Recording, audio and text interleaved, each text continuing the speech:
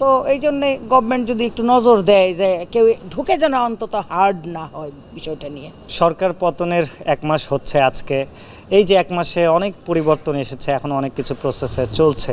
তো এই যে একটু এফডিসিটা নতুনভাবে দেখছেন কিনা, বা কি মনে হচ্ছে চলচ্চিত্র ইন্ডাস্ট্রি বা বাংলাদেশের ফিল্ম ইন্ডাস্ট্রি কোন দিকে যাবে? আসলে আপনি যদি আমাকে জিজ্ঞেস করেন এই প্রশ্নটা, কারণ আমি এই সরকার পতনের পরে আজকেই প্রথম এফডিসিতে ঢুকলাম, মানে গভর্নমেন্ট যখন চলে গেল, এখন নতুন গভর্নমেন্ট, কেয়ারটেকার গভর্নমেন্ট আছেন, তো ঢুকে আমি তো কোনো চেঞ্জ পাচ্ছি না। আমি সেই গাছগাছালি বিল্ডিং যেমন আছিল সেমনই দেখতেছি, তাহলে আমার কাছে কোনো চেঞ্জ মনে হচ্ছে না।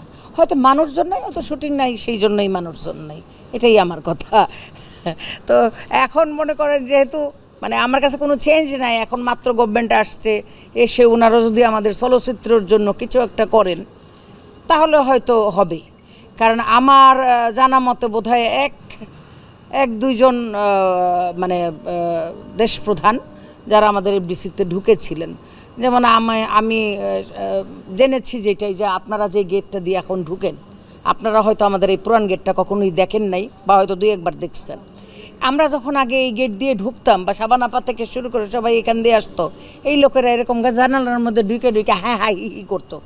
তো সেটার থেকে এসে সাহেব আমাদেরকে একদিন মানে গাড়ি চালায় উনি নিজে এসে দেখেছিল আমাদের এই অবস্থা, দেখেছিলেন বলেই আমাদের এই রাস্তাটা, এই গেটটা করে দিয়েছিলেন। সেই যে ওই গেট দিয়ে এখন আমরা ঢুকে আসি যাই, এরপরে তার কোনো রাষ্ট্রপ্রধান বা ধরেন বড় কোনো ক্ষমতাধর ব্যক্তি, মন্ত্রীরা এসছেন, কিন্তু ওনারা হয়তো সেভাবে আমাদের দিকে নজর দেন নাই, বা ওনারা এটাকে বলেন যে বিএফডিসি, মানে এটা একটা লিমিটেড কোম্পানি, মানে বলে এটাকে ইন্ডাস্ট্রিয়ালিস্ট বলা হয়, কিন্তু ইন্ডাস্ট্রিয়ালিস্ট হলে যে ফ্যাসিলিটিসটা থাকা উচিত সেটা কিন্তু আমাদের এখানে নাই। এটা আপনারাও খুব সুন্দর করে দেখবেন, মেকআপ রুমে যাবেন, দেখবেন গিয়ে বাথরুমে ফ্ল্যাশ নেই, বাথরুম খুবই নোংরা, এসি চলে না, এই তারপর ধরেন সেটে ঢুকবেন, গন্ধ, কোনো ক্লিয়ার কোনো কিছু নেই। এই আমি যদি ধরেন যখন আমি জীবনে প্রথম যেদিন এফডিসিতে ঢুকেছিলাম, তখন দেখেছিলাম এফডিসির একটা রমরমা ভাব, প্রত্যেকটা বিল্ডিং চকচক ঝকঝক করতো, আরও কয়েকটা সেটও ছিল আমাদের, এখন কিন্তু নাই। এখন ওখানে ওই 2টা ফ্লোর ভেঙে আমাদের একটা বিল্ডিং খাড়া করে থুইছে, এটা তো কিছু কোনো কাজে লাগছে না, শেষও হচ্ছে না, কোনো কাজেও লাগছে না। তো সেই কারণে এখন ওইখানেও যদি আমাদের থাকার একটা জায়গা করে দিত, লেখা দিত শিল্পী কলাকুশলীদের থাকবার জায়গা, তাও মনে করেন যে একটা কিছু হইতো। তো এখন কিছুই তো হচ্ছে না, ওইটাও ওই রকমই রয়েছে ভাঙ্গাচোরা বিল্ডিং। বরং আমাদের 2টা সেট ছিল, দেখতে ভালোই লাগতো, কারণ আমার জীবনের প্রথম ছবি, ওই ছবির সেট ওখানে পড়েছিল, আমি ওটাই কাজ করেছিলাম, আমার একটা স্মৃতি ছিল। এখন কিন্তু ঢুকলে ওই দিক দিয়ে যেহেতু ঢুকি না, ওই স্মৃতিটা এখন আর আমার নাই।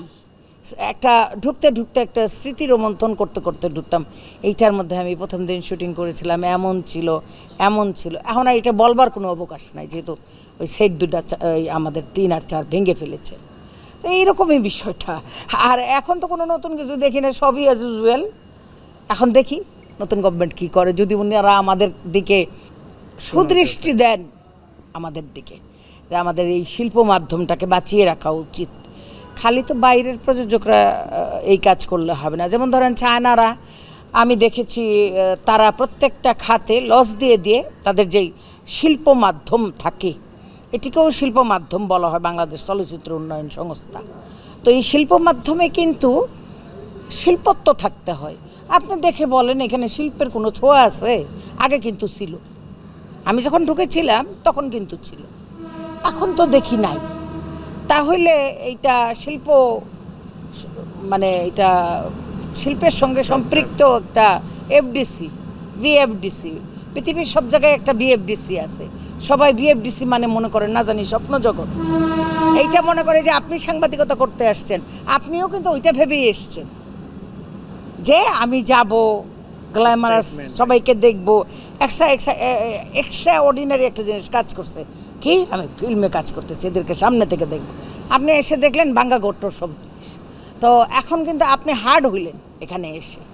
তো এই জন্যে গভর্নমেন্ট যদি একটু নজর দেয় যে কেউ ঢুকে যেন অন্তত হার্ড না হয় বিষয়টা নিয়ে, তারা যেন অন্তত মনে খুশি নিয়ে, হ্যাঁ এফডিসি মানে এফডিসি, ওরকম একটা ব্যাপার হওয়া উচিত।